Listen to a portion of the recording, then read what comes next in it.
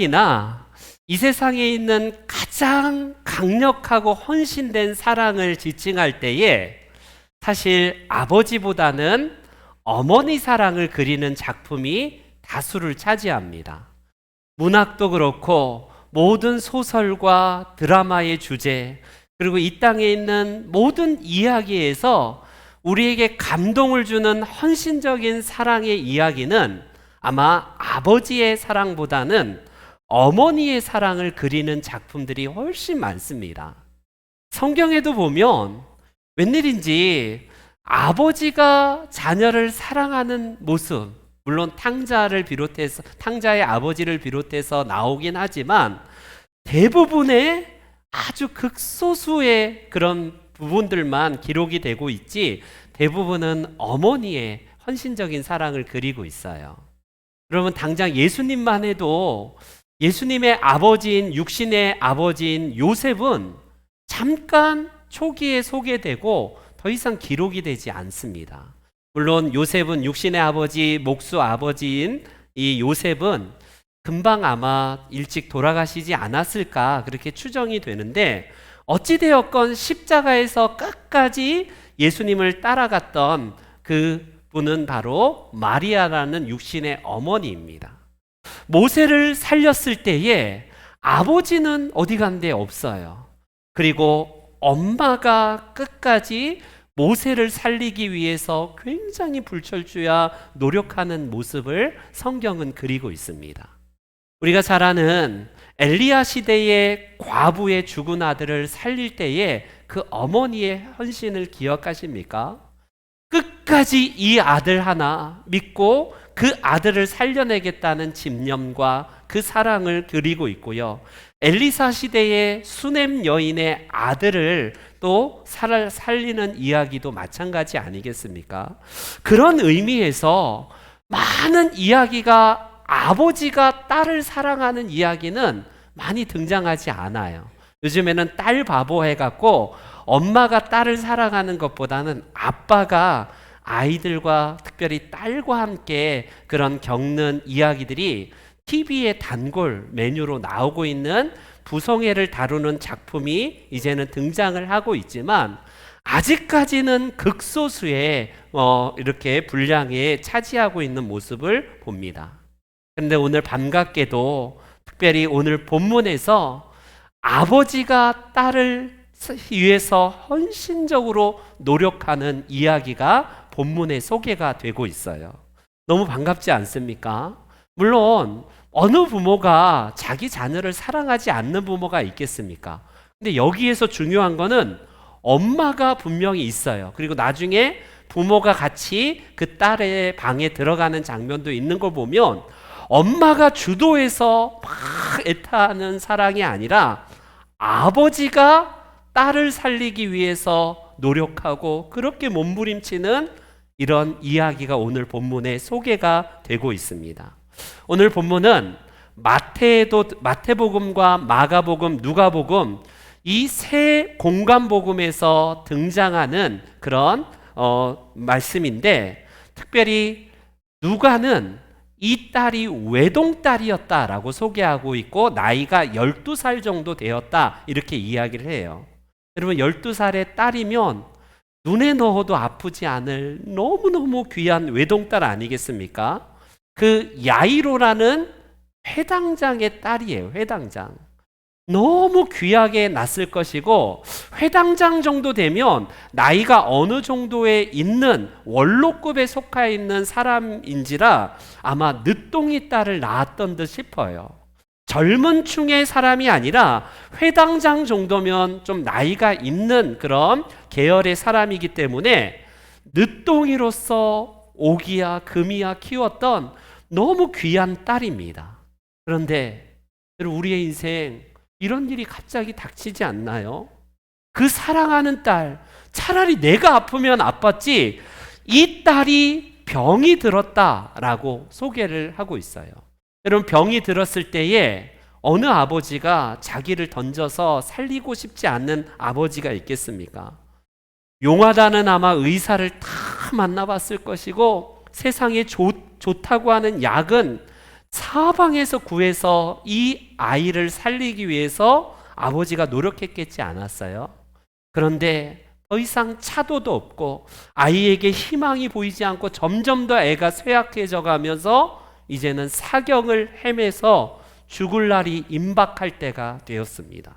그는 더 이상 이제 앞뒤 볼 것도 없이 소문으로만 들었던 저 나사렛에서 온 청년이 있는데 그가 죽은 자를 살린다, 그가 문둥병자를 고친다, 이런 소문이 진짜인가 싶어요. 여러분, 우리가 잘 아는 회당장은 보통 율법학자예요. 거기다가 바리새인 중에 바리새인 그룹이 회당의 장자리를 맡은지라 율법에서는 남다른 교육을 받았던 사람이고 평생 회당장으로서 율법과 함께 살아왔던 사람입니다. 그런 그에게도 여러분, 인간이 이만큼 약하다는 거예요. 그의 딸을 고치고 살릴 수 있는 길이 전혀 없었을 때에 뭐가 여러분 그에게 있어서 뭐가 이제 어떤 거를 그는 기대할 수 있겠습니까? 그래서 그를 통해서 이제 예수님을 만나게 되는데, 예수님을 만나서 정말 큰 은혜로 딸을 살리는 이야기가 오늘 전체의 오늘 본문의 이야기입니다. 오늘 저와 여러분들은 두 번째 시간으로 이제 우리가 일어나기 위해서 야이로의 이 믿음, 야이로를 통해서 우리가 배울 수 있는 세 가지 교훈을 함께 이 아침에 나누도록 하겠습니다. 먼저 첫 번째, 야이로를 통해서 우리가 배울 수 있는 믿음은 무엇일까요? 우리 함께 22절 말씀을 다시 한번 볼까요? 22절 말씀. 우리 PPT도 있으니까 한번 보면 됩니다. 같이 시작. 회당장 중에 하나인 야이로라 하는 이가 와서 예수를 보고 발 아래 엎드리어, 이렇게 성경은 기록을 합니다. 여러분, 회당장이라고 분명히 소개를 합니다. 회당에 있는 한 사람 정도가 아니라 회당을 대표하는 그런 사람으로서, 지금으로 말한다면, 천주교식으로 말한다면 아마 여러분 추기경 정도의 위치예요. 우리 개신교로 치면요, 한 총회장 정도, 우리 노회원을 다 대표하고 전체 교단을 대표하는 총회장 정도의 사람이라고 할 수 있습니다. 여러분, 그는 평생 남 앞에 엎드려서 뭔가를 요청할 사람이 아니라 남이 자기한테 와서 엎드려서 사정하고 뭔가 재판을 위해서 제발 우리 회당장님 억울한 제 사연을 들어주세요, 이런 사연들만 들었던 사람이 그가 직접 예수님 앞에 엎드려서 간구하는 장면을 본문은 소개를 하고 있습니다. 여러분, 당시의 회당은 여러 예루살렘뿐만 아니라 이 유대 지방 전체 흩어져 있는 유대인들이 있는 곳은 반드시 회당을 짓게 되고요, 그 회당에서는 율법 교육뿐만 아니라 여러 재판을 담당하는 사람이 누구냐면 바로 회당장이 담당을 해요. 회당에는 원로의 장로들이 보통 주축인데, 그 장로 가운데서 가장 신망 깊고 가장 존경받는 사람이 회당의 장자리를 맡아요. 그러니 야이로는요, 율법에 탁월한 사람일 뿐만 아니라 이 모세의 율법뿐만 아니라 토라를 완벽하게 마스터한 사람임에 틀림이 없습니다. 그런 그가요, 여러분, 예수님이 어떤 사람인가 소문을 통해서 들었지만 바리새인들 그룹에서는 크게 환영받지 못한 적대적인 인물입니다. 예수라는 저 작자가 와서 이 유대에 와서 이 예루살렘 성을 혼란하게 하는 선동가로 알려져 있습니다. 뭐 누군가를 살렸다는 둥 뭐 하는데, 이거는 자기의 기존의 그룹들을 해체시키는 반대의 그룹이기 때문에 제거해야 될 대상이에요. 저 율법 자체를 자꾸 범하는 이단의 교주라고 알려진 예수님 앞에 여러분 엎드렸다고 한번 상상을 해보십시오. 이거는 쉽지 않은 문제예요. 예를 들어서 여러분, 그 당시에 자기 혼자가 아니라 주변에 수없이 많은 군중들이 예수님을 따르는 그 앞에서 사람들의 눈이 있음에도 불구하고 그는 예수님 앞에 엎드렸다라고 이야기를 해요. 그럼 이게 소문이 잘못 나가며 쏙쏙 하면서 결국 바리새인 핵심 그룹인 사내들인 공회까지 들어갈 게 뻔하지 않습니까? 그러면 쉽게 말하면 자기 고가 점수가 깎여갖고 결국 회당장의 자리에서 쫓겨날지도 몰라요. 그는 자기의 기득권의 자리, 자기의 위치, 자기의 알량한 자존심, 체면이 이거 문제가 안 되는 거예요. 지금 딸이 죽는데 자기의 포지션이나 자기의 위치, 기득권이 뭐가 중요하겠습니까? 그는요, 비록 적대적인 이 바리새인들과는 반대의 선 예수님이지만 그분 앞에 엎드렸다라는 사실이 회복과 기적을 경험하게 된 계기가 된 겁니다. 여러분, 자기의 지위가 박탈되건 자기의 자리가 어떻게 되든 그건요 두려워할 바가 아닙니다. 문제는 자기 체면을 내려놓지 않았을 때에 여러분 어떤 일이 발생하겠어요? 지금 사경을 헤매는 딸을 살리기 위해서 이분 외에는 없다라는 절박함 때문에 그는 예수님께 엎드린 것이라고 할 수 있습니다. 여러분, 우리는 어떠나요? 아마 은혜 받기 가장 어려운 분 중에 부류 중에 한 분이 교만한 분들이에요. 여러분, 겸손한 자가 성경은 끊임없이 은혜를 받는다라고 성경은 말하거든요. 그런데 우리도 모르는 사이에 자꾸 은혜를 못 받는 대표적인 여러분 특징 중에 하나는 뭐냐면 남의 시선을 의식할 때에 은혜를 못 받아요. 교회 안에서 하나님과 나와의 관계에서 오는 은혜를 체험하기 위해서 체면이 그것까지 게 뭐라고 그것만 조금 내려놓으면 얼마나 예배가 자유롭고 평안하고 찬양의 은혜와 예배를 통해서 부어주신 하나님의 은혜가 있는데 하면서 자꾸 사람 눈치 보고 사람 이목이 어떠는 둥 내가 이 체면이 있지라고 하면서 내가 나이가 있는데 내가 이 교회에서 어떻게 해왔는데 자꾸 그런 것들을 찾아요. 그러면요 여러분 내가 은혜를 받는 데 있어서 가장 마이너스입니다. 왜 우리가 신앙이 자라지 못하고 은혜를 체험하지 못할까요? 아이처럼 순수하게 말씀 그대로 엎드리지 못하기 때문에 그렇습니다. 그렇기 때문에 우리 가운데의 유교적인 영향이 아직도 남아있어요. 체면, 그까짓 게 뭐라고. 내 알량한 자존심. 그래서 주님 앞에 나아가지 못하는 거예요. 여러분 오늘날 체면 문화가 많이 사라지긴 했지만 여전히 어떻습니까? 내가 비록 라면을 먹을지언정 남들 앞에는 그럴듯한 자동차로 보여주기 위해서 명품 자동차, 비싼 자동차로 카푸어들이 얼마나 많습니까? 내가 비록 정말 가난하게 살지언정 남들 앞에 꿀리지 않아야 되기 때문에 명품 가방을 막 들고 다니면서 명품 옷을 하나쯤은 갖고 있어야 된다라는 생각을 가지고 있어요. 여러분 사람들 앞에 물론 외모를 보기 때문에 우리의 외모에서 사람들에게 보여지기 위한 것도 물론 중요합니다. 그런데 실속이 없이 늘 허례허식이고 늘 남의 이목 때문이라는 것 때문에 살아간다면 얼마나 불편할까요? 얼마나 정말 그 사람이 어리석은 인생입니까?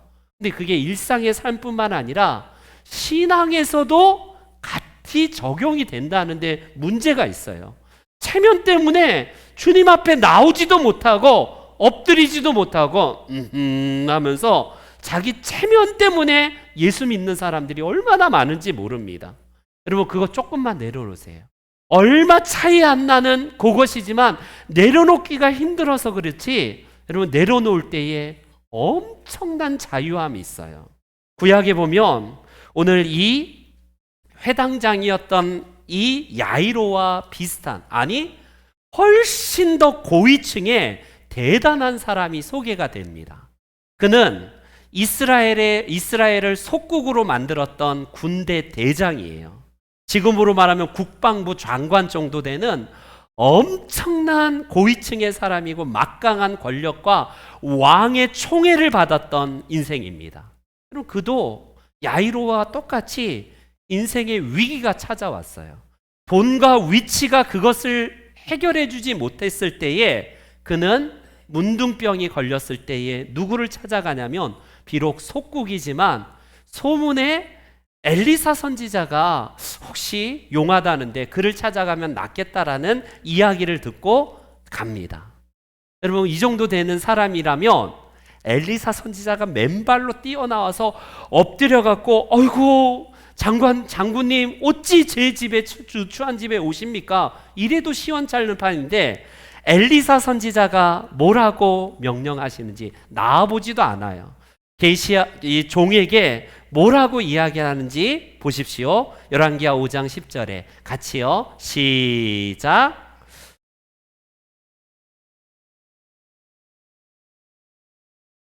일곱 번 씻으라. 내 살이 회복되어 깨끗하리라 하는지라. 여러분, 군대에 계셨던 분들은 알겠지만 군대의 장군이면요 별자리 4개예요. 지금으로 말하면 4개짜리 사람은 누구로부터 명령받은 일이 없어요. 늘 명령하고 그냥 명령하는 것에 익숙한 사람입니다. 그런데 굉장히 불쾌한 명령이 내려져요. 나와보지도 않고 그것도 종을 통해서 명령하기를 저 더러운 요단강에 한 번도 아니라 7번 나왔다는 수고. 여러분, 벗기 위해서 그가 근사한 제복을 벗어야 됩니다. 그의 훈장, 그가 가지고 있는 모든 기득권의 이것들을요 다 벗어나야지 요단강으로 들어갈 수 있어요. 그런데 기분 나빠했을 이 나아만이 결국 종의 이야기를 듣고 생각을 바꿔먹고요 결국 7번 들어갔다 나왔을 때에 성경은 나아만이 어떻게 놀라운 기적을 체험했는지 이렇게 증언을 하고 있어요. 그 다음 한번 PPT 띄워주세요. 그 다음 시작. 사람의 말대로 요단강에 7번 몸을 잠그니 그의 살이 어린 아이의 살같이 회복되어 깨끗하게 되었더라. 아멘, 아멘. 여러분, 이겁니다. 믿음은 도전이에요. 응전입니다. 뭐냐면 엘리사가 깨끗함을 받으라 해도 나았을지도 몰라요. 그러나 그의 믿음과 순종의 반응을 통해서 하나님은 역사합니다. 여러분, 나아만도 그렇고 이 야이로도 그렇고 사회의 지도층의 인사이고 높은 위치의 갑의 위치의 사람이 기분 나쁘게 엎드려서 자기의 기득권을 내려놓고 체면과 모든 것들을 다 내려놓는다? 쉽지 않아요. 장군복을 벗을 뿐만 아니라 갑옷과 투브룩을 비롯해서 그 훈장을 다 내려놓고 여러분 순종한다는 게 쉽겠습니까? 우리가 은혜 받는 비결은 다른 데 있지 않아요. 자꾸 세상에서 여러분 그 위치에 있는 것들을 가지고 자꾸 은혜를 자꾸 견주려고 합니다. 내가 이래봬도 세상에서 하나님 나 경영하는 사람이에요. 나 박사입니다. 이런 걸로 자꾸 가지고 나와서 은혜와 바꾸려고 합니다. 여러분 그렇게 퉁치면요 은혜가 없어요. 은혜가 없습니다. 오히려 우리에게 있어서 이 나아만이나 야이로가 자기의 체면과 모든 것을 내려놨을 때에 하나님의 은혜가 임한 것처럼 여러분 우리가 은혜 받는 비결, 기적을 체험하는 비결은 단순해요. 어린아이처럼 말씀 그대로 순종하면서 우리가 가지고 있는 그 알량한 체면들, 자존심 내려놓으시기 바랍니다. 그래서 하나님께서 역사하는 큰 기적을 경험하시는 복된 성도님들 되시기를 축복합니다. 두 번째로 야이로를 통해서 주시는 하나님의 은혜는 뭘까요? 23절을 한번 다 같이 한번 더 볼게요. 23절 말씀입니다. 다 같이 PPT 띄워주세요. 시작. 간곡히 구하여 이르되 내 어린 딸이 죽게 되었사오니 오셔서 그 위에 손을 얹으사 그로 구원을 받아 살게 하소서. 아멘. 여러분 여기서 또 중요한 두 번째 야이로를 통해서 배울 수 있는 것은 무엇이냐면 그는 간곡히 구했대요. 간곡히 구했대요. 어느 정도의 위치에 있어서 예수 양반 좀 고쳐주오 라고 부탁 정도가 아니라 계속해서 엎드려서 간구했다는 것은 한두 번 정도가 아니에요. 이거는요, 진짜로 거듭거듭 반복하여서 사정하면서 예수님께 의탁했다라는 의미입니다.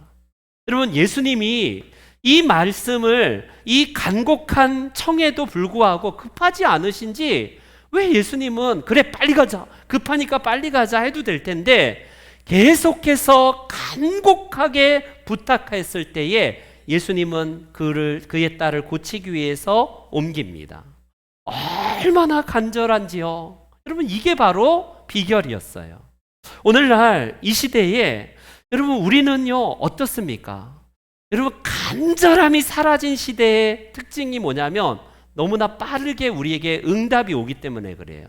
특별히 오늘날 시대에는요, 스마트폰 시대를 살고 있기 때문에 굳이 먼 데 가서 뭔가를 내가 발견할 이유가 없어요. 내 손 안에서 탁탁탁 누르면요, 구글에서 다 검색이 되고 네이버에서 다 지식이 검색이 되기 때문에 기다릴 필요가 없는 시대입니다. 그래서 그런지 신앙에서조차도 간절함이 사라진 오늘의 우리들의 모습이 있는지 모르겠어요. 여러분, 한 번, 두 번 간절하게 기도할 수는 있습니다. 문제는 계속 기도할 수 있는가? 거듭거듭 하나님의 은혜를 간구하면서 오랜 시간 동안 하나님과 마주하면서 내 마음을 하나님 앞에 드릴 수 있느냐? 여러분, 이게 바로 우리들이 은혜를 경험할 수 있는 비결이에요. 여러분, 오늘날 하나님 앞에 한 번, 두 번 기도하다가 뭐야 이거 기도응답도 없잖아 하면요, 쉽게 다른 대안을 찾는 게 저를 비롯해서 우리들의 모습이에요. 지금도 주님 앞에 정말 엎드려서 하나님의 은혜를 구하는 대신에 구했지만 응답이 없다면 쉽게 다른 대안을 찾아가는 게 우리의 모습 아니겠습니까? 그럴 때에 여러분, 성경에서 하나님은 어떤 사람을 사용하시는지 보세요. 우리는 흔히 한 방의 기도를 능력의 기도라고 많이 생각하는 경향이 있습니다. 여러분, 엘리야 선지자가 하늘을 향해서 기도할 때에 불이 확 임해서 제단을 태운 그 엄청난 기적, 그게 왜 나에게는 없지? 하나님, 나에게도 엘리야의 엄청난 기적을 주옵소서. 이런 기도 많이 해요. 그리고 모세가 지팡이를 들어서 홍해를 확 갈랐을 때에 그 엄청난 기적, 하나님, 나에게도 저런 권능을 주옵소서. 우리는요, 능력의 종 신드롬이 있어요. 그리고 그런 목회자들이 진짜 능력자다라고 해서 그런 분들을 추종하려는 경향이 있습니다. 여러분들 어떤가요? 하나님은 물론 비상시적으로 그런 기도에 응답을 해요. 그러나 말 그대로 비상시적입니다. 특별한 예외의 경우예요. 대부분의 기도는요, 오랜 세월 동안 하나님과 씨름하면서 우리가 하나님 앞에 엎드려서 기도하면서 포기하지 않을 때에 하나님께서 그에게 응답하시는 기도가 대부분의 기도라는 사실을 놓치고 산다는 거예요. 그러니 어떠냐면, 왜 나에게는 한 번에 기도해도 나는 응답이 없지? 이러니까 다른 대안을 찾는 거예요. 성경과 성경의 그리고 역사에서 하나님의 응답을 누리는 대부분의 방법은 뭐였냐면, 하나님 앞에 엎드려서 오랜 세월 동안 정말 씨름했던 그 기도, 포기하지 아니하고 하나님 앞에 나아갔던 기도가 응답의 역사를 이룬다는 거예요. 지금 야이로가 그런 사람입니다. 여러분, 예수님이 부활하시고 나서 40일 동안 이제 이 땅의 공생의 마지막 생애를 사시다가 감람산에서 하늘로 승천하셨을 때에 누가 모였냐면 500여 명의 이제 제자 그룹이 모입니다.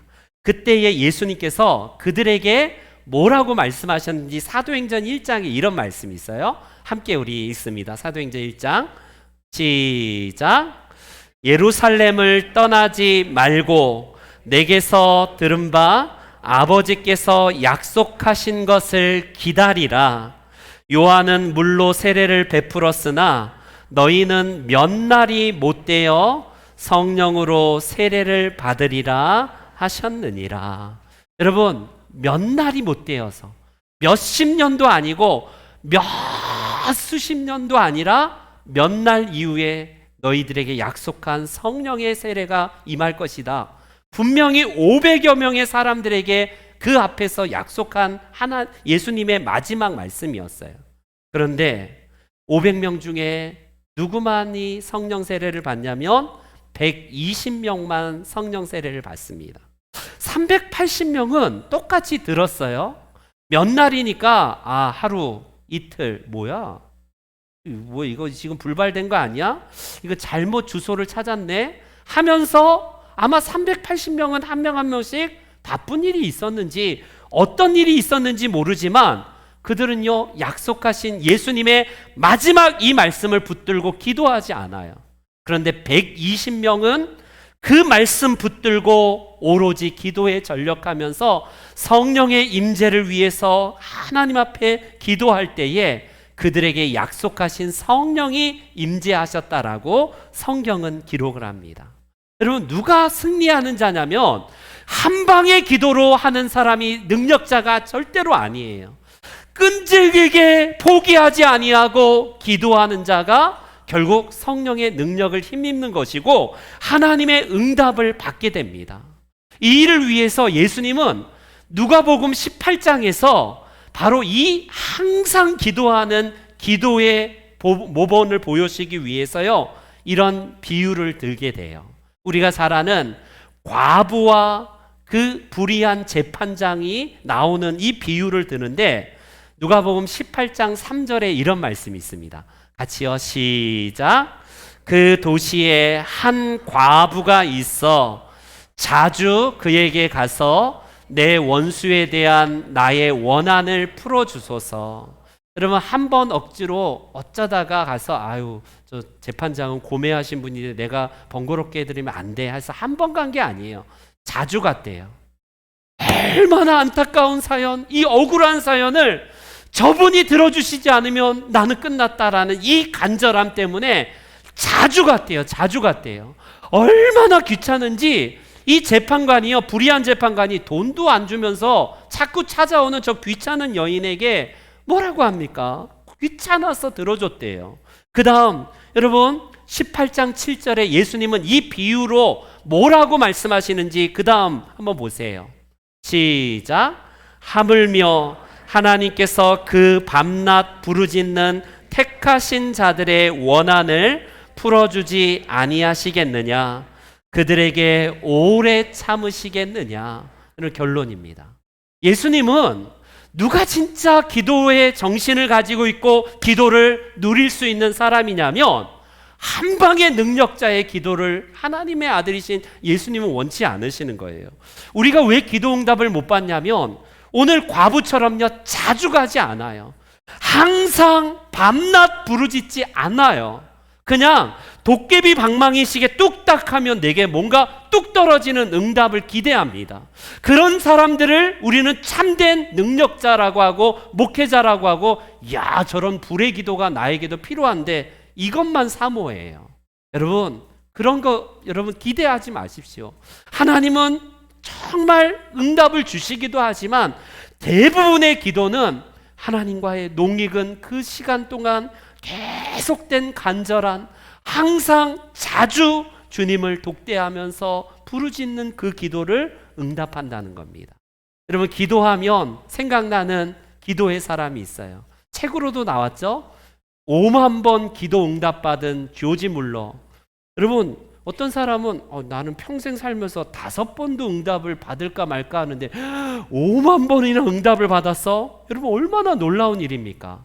근데 우리가 대부분 조지 물러가 기도하면 눈 뜨면 바로 눈앞에 기도 응답이 뚝뚝 떨어지는 이야기만 있을 줄 알죠. 그의 기도 응답도 통일하게 누가복음 18장의 예수님의 비유처럼요, 농익은 기도에서 응답을 받았어요. 물론 여러분, 어느 날 그 조지 물러가 운영하는 고아원에 아이들을 먹여야 될 아침밥이 뚝 끊어졌습니다. 그가 골방에 들어가서 기도할 때에 놀랍게도 하나님께서 그 고아원을 지나던, 그 근처를 지나던 뭐 빵과 그 우유를 실었던 마차가 뭐 넘어져서 결국 그 고아원에 공수할 수밖에 없어서 이 조지 뮬러가 기도응답을 받았다는 감동적인 정말 놀라운 기도응답도 있습니다. 그러나 대부분의 기도응답은 10년을 25년을 무려 50년을 넘게 기도했다가 기도응답 안 된 것도 있어요. 여러분 자기 친구를 위해서 기도할 때에 여러분 조지 뮬러가 52년을 기도했대요. 근데 조지 뮬러가 사망하기 직전에 조지 뮬러를 겸손하게 하기 위해서 하나님이 그의 응답을 들어주시지 않는구나 이렇게 말했을 때 조지 뮬러가 뭐라고 이야기하는지 아십니까? 아니야, 나의 기도의 분량이 아직 차지 않았어. 52년을 기도했는데 나는 기도 분량이 아직 차지 않아서 아직 응답이 없는 거야. 이 관점이었습니다. 우리는 뭐예요? 52년커녕 5년도 기도 안 하고 50분도 기도 안 하고 딱 5분도 기도 안 합니다. 그러면서 하나님의 은혜를 경험하겠다라고 하는 착각에 빠져 있습니다. 그렇기 때문에 오늘 야이로를 통해서 조지 뮬러를 통해서 하나님께서 주시는 놀라운 은혜가 무엇이냐면 바로 포기하지 아니하고 끝까지 주님을 믿는 그 믿음, 바로 그것을 주님께서는 응답하십니다. 저와 여러분들이 하나님의 은혜를 체험하는 것은요, 도깨비 방망이가 아니라 농익은 정말 우리가 그 하나님과의 관계에서 오는 씨름에서 응답이 받습니다. 이 은혜가 우리 성도님들에게 있기를 소망합니다. 마지막 세 번째로 저를 한번 따라해 주세요. 야이로를 통해서 우리가 배울 수 있는 세 번째 교훈은 무엇이냐면 절망 속에서도 절대 신뢰하자. 시작. 여러분, 예수님이 그의 간구와 그의 엎드리고 그의 사정하는 것을 보고 같이 이제 출발합니다. 집에 가서 이제는 예수님만 오면 내 딸은 살 거야. 내 딸은 이제 다시 일어날 거야. 이 기대. 여러분 얼마나 조급하고 빨리 예수님과 함께 가려고 하는데 중간에 태클을 거는 일이 생깁니다. 한 여인이, 여러분 그 당시에 이 여인이 하혈하는 이 여인을 누구도 알지는 못해요. 자기가 하혈한다고 말하는 순간 부정한 여인이기 때문에 돌에 맞을 수도 있는 이런 여인이 군중에 막 휩싸인 그 사이로, 예수님 사이로 이제 정면으로 말은 못하고 자기가 부정한 여인이라는 것을 알기 때문에 내가 예수님의 옷을 만지기만 하면 나는 치유를 받을 텐데 라는 이 믿음 하나로 그 예수님의 뒤에 가서 예수님의 옷을 터치합니다. 그런데 예수님은 막 사람들이 막 밀고 밀리는 그 상황에서 누가 내 옷에 옷에다가 손을 대었느냐 이런 물음을 물어봐요. 제자가 한 명의 제자가 아니 도대체 예수님 지금 이렇게 많은 사람들이 막 밀고 막 그렇게 하는데 누가 도대체 만졌다고 합니까? 아니야, 분명히 내 몸에 손을 댄 사람이 있어 라고 하면서 자꾸 예수님이 시간을 끄네요. 여러분 지금 너무 급한 이 야이로가 빨리 가야 되는데 자꾸 예수님이 시간을 지체하고 있고 누군가를 찾고 있을 때에 여인이 안 나타나면 좋은데 여인이 이실직고합니다. 사실은 하면서 예수님 앞에 엎드려서 차초지종을 얘기를 해요. 그때에 예수님께서 이 여인에게 선포한 선포가 무엇입니까?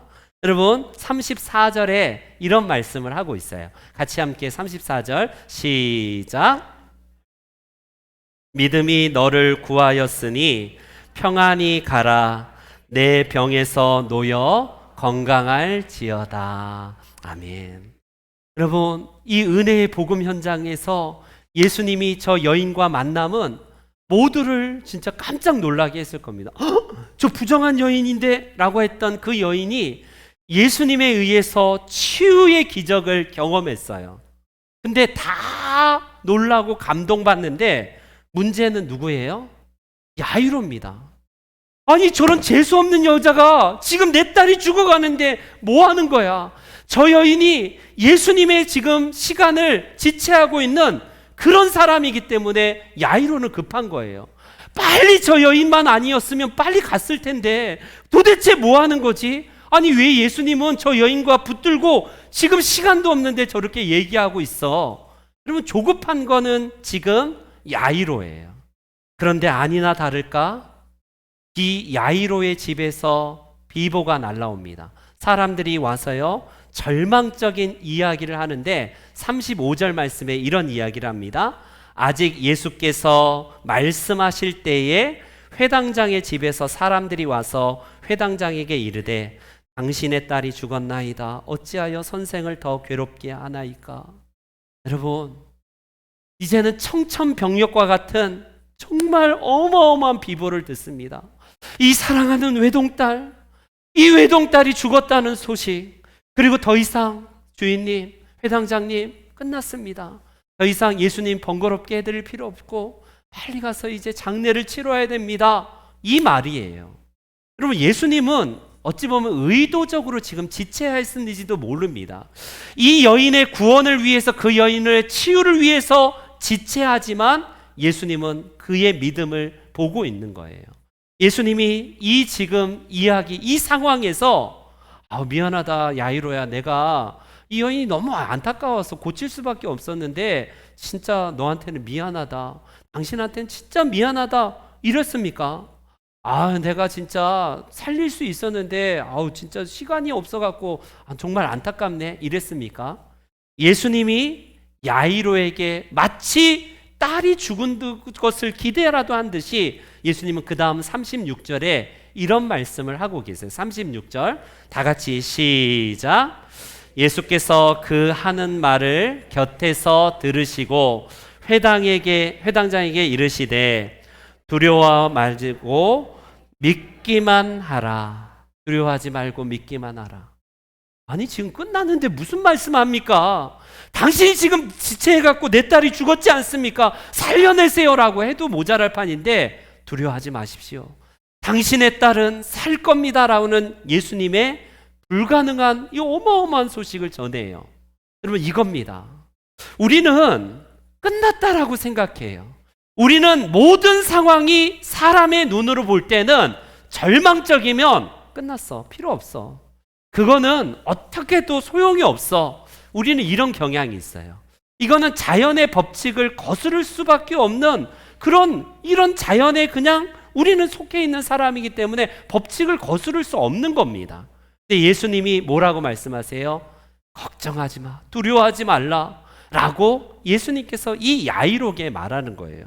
야이로는 그래, 그 믿음 하에서 신뢰하면서 예수님이 그 자기의 집에 오기를 계속 요청하지 않습니까? 이와 비슷한 이야기가 요한복음의 마르다와 마리아 가정에 일어났던 일입니다. 여러분 잘 알듯이 오라버니 나사로가 죽었을 때에 예수님에게 사람을 보내서 빨리 오기를 청해요. 예수님은 그 시간에 들었을 때 바로 가서 시름시름 앓던 나사로를 살릴 수 있지만 이틀을 더 머무르십니다. 일부러 나사로가 죽기를 기다린 듯이 이틀을 기다려서 결국 나사로 집에 도착을 했는데 이미 사흘이나 지났고 냄새가 진동한 그 상황에서 게임셋. 여러분, 마르다가 당연한 거 아니겠어요? 예수님이 여기 계셨으면 우리 오빠가 살았을 텐데 하면서 펑펑 울어요. 그때에 예수님이 오늘 야이로에게 했던 말씀과 똑같이 이 마르다에게 이런 말씀을 하십니다. 마르다에게 이런 말씀하세요. 시작. 내 말이 내가 믿으면 하나님의 영광을 보리라 하지 아니하였느냐. 똑같습니다. 여러분, 야이로에게 두려워하지 말고 믿기만 하라. 이 마르다에게도 절망적인 상황, 게임셋, 끝난 이 상황에서 예수님은 이렇게 선포하신 거예요. 네가 믿으면 하나님의 영광을 보리라. 여러분, 왜 우리가 믿음이 없냐면 인간의 눈으로 보기에는 끝났다라고 생각해서 그래요. 절망을 단순하게 절망으로 보기 때문에 그렇습니다. 이제 하나님이 시작하려구나. 내가 더 이상 내려갈 수 없기 때문에 이제 하나님이 시작할 때이구나. 이 시각이 필요한 거예요. 우리에게 있어서는요, 사람의 눈은 이 땅의 한계를 가지고 있기 때문에 절망이지만 시공간을 초월하고 우리는 한계에 묶여 있지만 이 세상을 창조하신 하나님에게는요, 한계가 없는 거예요. 그러니 그분을 향해서 절대적인 신뢰를 가지고 믿을 때에 주님의 영광을 그 믿는 자에게 주신다라고 말씀을 합니다. 이제 결론을 맺을게요. 여러분, 고려 은단, 지금 뭐 고려 고려 그 비타민 이런 거 있잖아요. 거리를 가다 보면 그 경부고속도로 쭉 달리다 보면 고려 은단 해갖고 보이는 게 있습니다. 위에 영어로 뭐라고 써 있어요? Jesus loves you 해갖고요. 하나님은 당신을 사랑합니다. 노무현 정부 때에 저거 반기독교 그 단체가 저거 종교 그 편향이다 해갖고 저걸 내렸다가 다시 이제 그 부활한 건데, 곳곳에 고려은단에 그 창시자인 그 재단을 창시자인 조규철 장로님이 계세요. 그분이요, 원래 어떤 분이냐면 담배에 꼴초였다가 목사님 앞에 안녕하세요 하다가 담배가 뚝 떨어졌는데, 목사님이 담배를 집어넣으면서 이제 은단을 좀 먹어보게 하면서 담배 생각날 때마다 은단을 먹어서 그래, 내가 은단 회사를 만들어야겠다 해갖고 그때부터 은단 회사를 만드는데 수없이 좌절합니다. 전쟁이 일어나고 막 이래갖고 좌절하는데 결과적으로 그는 은단 회사로 대성공을 거둬요. 그리고 나서 그의 아들 조창현, 지금 소망교회 원로 장로님이고 그 손자가 조영조 사장이 대를 이어서 이제 3대 경영을 하고 있는데, 여러분 첫 번째 그 그림에 보면 고려은단에서 만든 제품은 보면 저기서 항상 성경 문구를 써놔요. 지나치게 너무 작아서 잘 안 보일 텐데, 항상 기뻐하라, 쉬지 말고 기도하라, 범사에 감사하라. 모든 고려은단에서 나온 비타민 가게도 그렇고요, 모든 제품에는 다 성경 구절을 써놨어요. 말이 많죠 사람들이. 이게 무슨 기독교 기업이냐 어쩌냐 하면서 말이 많지만, 저 신념으로 하나님께서 나에게 주신 그 은혜, 나는 절망적인 그 상황에서 끝까지 하나님을 신뢰하면서 결국 창업하고 계속 고려은단을 하나님께 맡겼을 때에 절망의 상황에서 일으켜 주신 하나님을 경험하고 그가 3대째 계속해서 고려은단이 저렇게 신앙적인 기업으로 살아가고 있다는 것을 들었습니다. 여러분, 나는 지금 절망입니까? 끝났습니까? 나의 밑바닥은 계속 밑바닥을 쳐서 더 이상 내려갈 데가 없어요? 여러분, 좋은 소식입니다. 왜? 하나님은 그때 시작하는 거거든요. 내가 소망이 조금이라도 있으면, 내가 뭔가를 할 수 있다는 것을 가지고 있으면 하나님이 일하실 여력이 없기 때문에 그래요. 모든 소망이 사라졌을 때, 이제는 끝났다라고 생각했을 때에 하나님은 새 일을 시작할 때예요. 그러니 여러분, 이 야이로가 끝까지 죽음 속에서도 희망을 놓지 아니하고 예수님의 말씀을 붙들었던 것처럼요, 여러분, 바로 이 마르다에게 주신 예수님의 말씀, 내가 믿으면 하나님의 영광을 보리라. 조규철 우리 경영자가 어떻게 합니까? 하나님의 그 은혜로서 망해가는 회사, 몇 번 망해가는 회사를요 창업하면서 하나님 앞에 절망 속에서도 맡겼을 때에 일으켜 주시는 하나님을 경험하였듯이, 저와 여러분들이 정말 정한 시간과 방법으로 되어지지 않는다 할지라도 이미 늦었다, 끝났다, 나는 더 이상 재기 불가능하다, 그때에 하나님이 새롭게 시작할 때입니다. 바라기는 우리 성도 여러분 한 분 한 분이 달리다 굼 하면서 이 아이를 일으켜 주신 것이 그 아이뿐만 아니라 이 야이로에게도 필요하고 저와 여러분들에게도 필요해요. 오늘 저와 여러분들이 하나님이 일으켜 주시는 달리다 굼, 이 말씀을 붙들고 주님의 손을 붙들어서 일어나서 주님을 향해서 달려가시는 저와 여러분들이 되시기를 주의 이름으로 축원합니다. 아멘. 다 같이 일어나셔서 달리다 굼 우리 1절 중간까지만 찬송 드리겠습니다.